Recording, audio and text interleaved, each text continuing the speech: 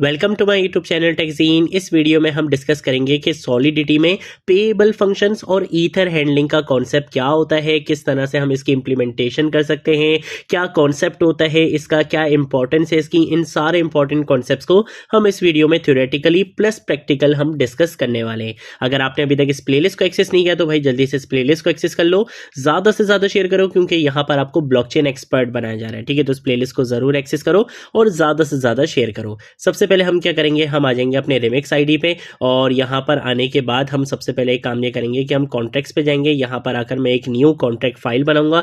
आप अपनी contract file का नाम कुछ भी रख सकते हो। मैं यहाँ पे आके लेट सपोज ईथर हैंडलिंग रख लेता हूँ। ठीक है, तो मैंने यहाँ पे आके रख लिया है ईथर हैंडलिंग .sol मेरी फाइल की एक्सटेंशन रहेगी। ठीक है, उसके बाद मुझे बेसिक स्ट्रक्चर का कोड चाहिए, तो मैं यहाँ पर आऊँगा, इस बेसिक स्ट्रक्चर के कोड को कॉपी करूँगा और यहाँ पर लाकर मैं इसको पेस्ट कर दूंगा। इसके साथ साथ कॉन्ट्रैक्ट का नाम मैं यहाँ पे अपडेट कर दूंगा। कॉन्ट्रैक्ट का नाम मैं यहाँ पे आके ईथर हैंडलिंग रख लूंगा। ठीक है, इसके साथ साथ कंट्रोल प्लस से मैं इसको क्या कर लूंगा, यहाँ पे जूम कर लूंगा और ये जो लाइन लिखी हुई है हम इस लाइन को यहाँ से रिमूव कर देंगे। ठीक है, सबसे पहले तो हम बात करेंगे कि ये सॉलिडिटी में पेएबल का कॉन्सेप्ट क्या होता है। पेएबल बेसिकली एक ऐसा कीवर्ड होता है जो बताता है कि फंक्शन ईथर रिसीव कर सकता है। अभी तक हमने जितने फंक्शंस बनाए थे वो हर चीज हर काम कर रहे थे, लेकिन वो ईथर्स को रिसीव नहीं कर सकते थे। ऐसा नहीं था कि कोई यूजर आपको कोई अमाउंट भेज रहा है वो उस अमाउंट को रिसीव कर सके, वो उस अमाउंट को आपके अकाउंट में ऐड करवा सके। वो काम ये वाले फंक्शन नहीं कर सकते थे। हमने अभी तक जितने फंक्शंस पढ़े थे,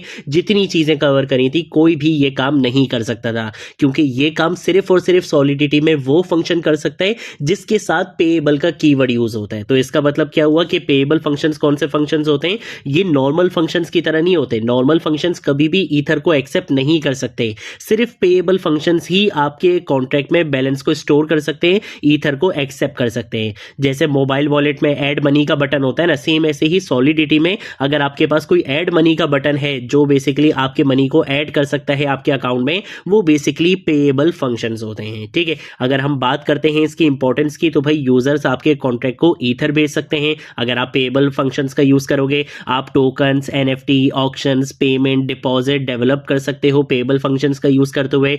पेएबल फंक्शंस का यूज करते हुए आप कॉन्ट्रैक्ट के अंदर बैलेंस को स्टोर कर सकते हो।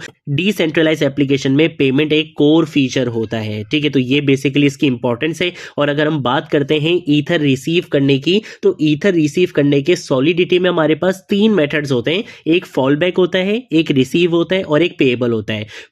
फॉल बैक और रिसीव काफ़ी पुराने मेथड्स हैं, उनमें कुछ प्रॉब्लम्स थी। इसी वजह से अब जो रिकमेंडेड मेथड है, जो बेस्ट मेथड है और जो सबसे ज़्यादा यूज़ होता है, वो है बेसिकली पेएबल फंक्शन। और अब पेएबल फंक्शन ही यूज़ होता है। अब जो पुराने फंक्शन से उनका यूज़ नहीं किया जाता है। ठीक है, तो हम भी यहाँ पे क्या करेंगे, पेएबल फंक्शन का यूज़ करेंगे। इसके साथ साथ ये तो बात हो गई ईथर को रिसीव करने की। अगर मुझे ईथर को सेंड करना हो, कि मैं चाहता हूं मैं यहां से किसी को पैसे भेजना चाहता हूं, तो ईथर सेंड करने के भी सॉलिडिटी में तीन मेथड्स होते थे। एक होता था ट्रांसफर, एक होता था सेंड और एक होता है कॉल।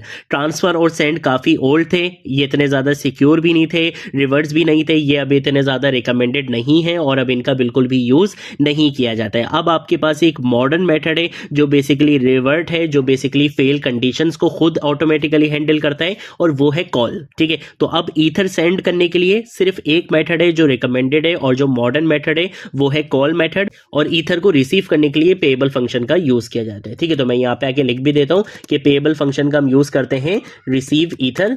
ठीक है, और इसके साथ साथ ईथर को सेंड करने के लिए जो यूज होता है वो होता है कॉल मेथड। ठीक है, तो मैं यहाँ पे आके लिख लेता हूँ सेंड ईथर। ठीक है, तो रिसीव करने के लिए हम किसका यूज करेंगे, पेएबल फंक्शंस का यूज करेंगे, और सेंड करने के लिए हम कॉल मेथड का यूज करेंगे। ठीक है, अब आ जाते हैं हम कोड एग्जाम्पल पे। कोड एग्जाम्पल पे आके मैं क्या करूंगा, सबसे पहले तो एक फंक्शन बनाऊंगा। तो मैंने फंक्शन का कीवर्ड यूज करा। ये फंक्शन बेसिकली होगा मेरा डिपॉजिट के नाम से। ठीक है, तो मैंने यहाँ पे आके रख लिया डिपॉजिट। ये बेसिकली क्या करेगा, जो भी हमें पैसे भेजेगा, ईथर भेजेगा, ये उस ईथर को रिसीव करेगा। तो ईथर को रिसीव करने का मतलब ये कोई सिंपल पब्लिक फंक्शन नहीं होगा, बल्कि ये क्या होगा, एक पेएबल फंक्शन होगा। अब मैंने इसको पेएबल फंक्शन बना लिया। अब इसके अंदर मुझे यहाँ पे कोई काम करने की जरूरत नहीं है। यही सबसे बेस्ट बात होती है पेएबल फंक्शंस की। मतलब हमें खुद से ये लॉजिक लिखने की जरूरत नहीं है कि अगर कोई कॉन्ट्रैक्ट आपको पैसे भेजे तो वो पैसे आप अपने कॉन्ट्रैक्ट के अकाउंट में, अमाउंट में बेसिकली उसको ऐड करवा दो। ये लॉजिक आपको खुद लिखने की जरूरत नहीं है। ये फंक्शन अपने आप इन सारी चीजों को हैंडल हैंडल करेगा, क्योंकि पेएबल फंक्शन का काम ही क्या होता है, ईथर को रिसीव करना, आपके कॉन्ट्रैक्ट के अमाउंट में ऐड करवाना। तो ये काम ऑटोमेटिकली ये खुद करेगा, आपको इसके अंदर कुछ भी करने की जरूरत नहीं है, आपने सिर्फ ये फंक्शन बना लिया, दैट्स इट। अब जब भी कोई भी आपको ईथर सेंड करेगा, ये डिपॉजिट फंक्शन अपने आप कॉल होगा और ये क्या करेगा, आपके कॉन्ट्रैक्ट के अमाउंट में उस बेसिकली ईथर को ऐड करवा देगा। ठीक है, तो ये लॉजिक आपको लिखने की जरूरत नहीं है, यही सबसे बेस्ट चीज होती है पेएबल फंक्शन की। अब एक फंक्शन हमारे पास वो होना चाहिए जिसमें हम कॉन्ट्रैक्ट का बैलेंस चेक कर सकें।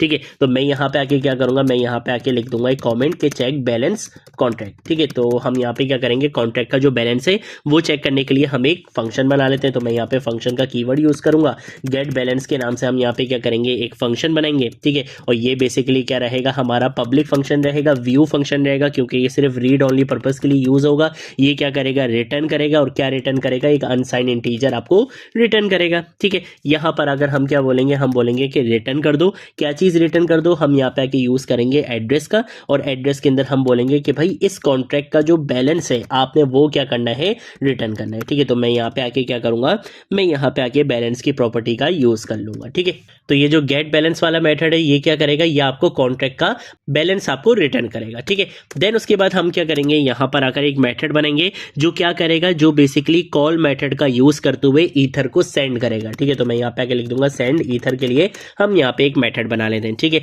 तो मैं यहाँ पे क्या करूंगा, फंक्शन का कीवर्ड यूज करूंगा, यहाँ पर आकर मैं लिखूंगा सेंड ईथर। क्या आपने क्या करना है, बेसिकली ईथर को सेंड करना है। अब जब आपने ईथर को सेंड करना होगा तो जिस तरह से जब हम किसी को भी पैसे भेज रहे होते हैं, ट्रांसफर कर रहे होते हैं, तो हमें बेसिकली उसका बैंक अकाउंट बताना पड़ता है कि भाई इस अकाउंट में आपने पैसों को ट्रांसफर करना है। सेम ऐसे ही यहाँ पे अकाउंट नहीं होता, यहाँ पे क्या होता है, हर कॉन्ट्रैक्ट का एक एड्रेस होता है, तो हमें यहाँ पे एड्रेस पास करना पड़ेगा कि आपने किसको बेसिकली ईथर सेंड करना है। ठीक है, तो मैं यहाँ पर आकर क्या करूंगा, एड्रेस का यूज करूंगा, यहाँ पर आकर मैं बोलूंगा कि भाई ये क्या करेगा, पेएबल का यूज करते हुए ये टू को क्या करेगा, ये जो टू है ना बेसिकली, ये बेसिकली वो एड्रेस है, उस कॉन्ट्रैक्ट का एड्रेस है जिसको हम ईथर सेंड करना चाहते हैं। ठीक है, तो मैंने बोला कि भाई इस कॉन्ट्रैक्ट को आपने क्या करना है, पे करना है।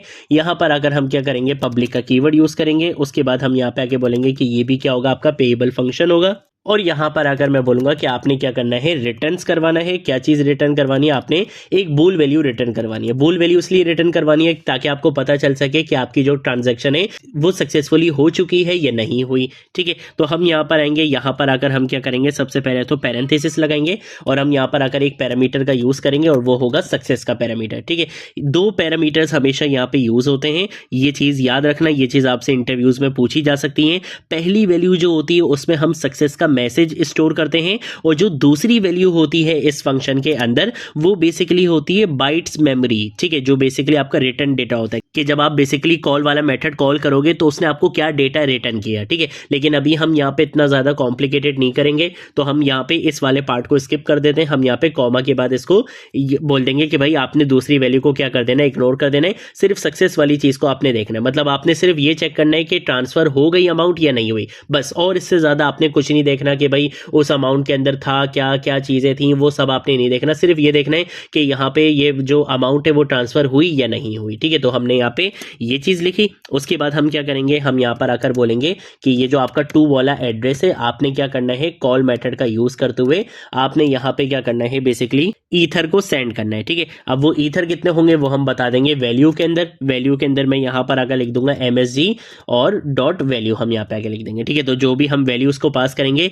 वो ईथर इसको सेंड कर देगा। ठीक है, और यहाँ पे कर्ली ब्रेसेस यूज होती हैं, तो हम यहाँ पे आके क्या यूज करेंगे, कर्ली ब्रेसेस का इस तरह से यूज करेंगे और लास्ट में आके हम यहाँ पे आके लिख देंगे नल। ठीक है, कि कोई मैसेज हम यहाँ पे सेंड नहीं करना चाहते, हमने सिंपल क्या करना है, यहाँ पे अपनी अमाउंट यहाँ पे अपने ईथर को सिर्फ ट्रांसफर करना है। ठीक है, यहाँ पर आकर मैं क्या करूंगा, यहाँ पे रिटर्न का यूज करूंगा और उसके बाद मैं यहाँ पे सक्सेस लिख दूंगा। ठीक है, तो ये बेसिकली हमारे पास क्या होता है, कॉन्सेप्ट होता है कि किस तरह से हम ईथर्स को सेंड कर सकते हैं, बैलेंस को चेक कर सकते हैं और अपना जो अमाउंट है बेसिकली उसको डिपॉजिट कर सकते हैं और ईथर को रिसीव कर सकते हैं। ठीक है, अब हम क्या करेंगे, कंट्रोल एस से हम इसको यहाँ पे सेव कर लेंगे। उसके बाद हम आएंगे यहाँ पे डिप्लॉय एंड रन पे और मैं यहाँ पर आकर इस कॉन्ट्रैक्ट को क्या कर दूंगा, डिप्लॉय कर दूंगा। जब हम इस कॉन्ट्रैक्ट को डिप्लॉय करेंगे तो ऑब्वियसली अभी मेरे पास कोई एड्रेस नहीं है या मेरे पास कोई यूजर नहीं है जिसको मैं यहाँ पे ईथर को सेंड करके दिखाऊं और ना ही मैं अपने ईथर जाया करना चाहता हूँ। ठीक है, तो अगर मैं सिंपल यहाँ पे आके लेट सपोज करता हूँ गेट बैलेंस, तो देखो ये मुझे बता देगा कि मेरे कॉन्ट्रैक्ट का बैलेंस अभी क्या है, 0 है। है, ठीक है। अगर हम यहाँ पे डिपॉजिट पे क्लिक करेंगे तो देखो अभी कुछ भी नहीं होगा। इसका रीजन क्या है, डिपॉजिट कब होगा, डिपॉजिट सिर्फ तभी एग्जीक्यूट हो सकता है जब कोई यूजर आपको ईथर सेंड करेगा। डिपॉजिट का काम है कि उस ईथर को रिसीव करना। अगर हम दोबारा गेट बैलेंस पे क्लिक करेंगे देखो यहाँ पे 0 ही मिलेगा, कुछ भी नहीं आएगा यहाँ पे, ठीक है। तो अगर आप यहाँ पे कोई ईथर को सेंड करना चाहते हो, आपने सिर्फ उसका जो एड्रेस होता है, जैसे ये जो हमारे पास एड्रेस आ रहा है, वो एड्रेस आपने यहाँ पे कॉपी करना है। जो भी ईथर आप सेंड करना चाहो वो आप ईथर यहाँ पे सेंड कर सकते हो, ठीक है। तो ये हमारे पास कॉन्सेप्ट होता है कि किस तरह से हम बेसिकली ईथर्स को हैंडल कर सकते हैं और किस तरह से हम पेएबल फंक्शन के साथ काम कर सकते हैं, ठीक है। आगे आने वाली वीडियोस जो रहेंगी उसमें मैं आपको ये सारी चीजें करके दिखाऊंगा। जब हम बेसिकली अपना थोड़ा सा यहाँ पे प्लेटफॉर्म चेंज करेंगे और काफी सारी चीजों को हम हैंडल करेंगे, तब मैं फिर आपको बताऊंगा कि किस तरह से हमने ईथर्स को सेंड करना है, किस तरह से ईथर्स रिसीव होंगे। मैं आपको दो अकाउंट से ये सारा काम करके दिखाऊंगा जब हम एक्चुअल में मेटामास्क वॉलेट का यूज करेंगे, ठीक है। तो ये थी हमारी आज की वीडियो। अगर कोई चीज नहीं समझ आए नीचे कमेंट सेक्शन में पूछ लेना, सोशल मीडिया अकाउंट से पूछ लेना, मैं जरूर आप लोगों को रिस्पॉन्ड करूंगा। अब हम मिलेंगे नेक्स्ट वीडियो में नेक्स्ट टॉपिक के साथ, तब तक के लिए बाय बाय।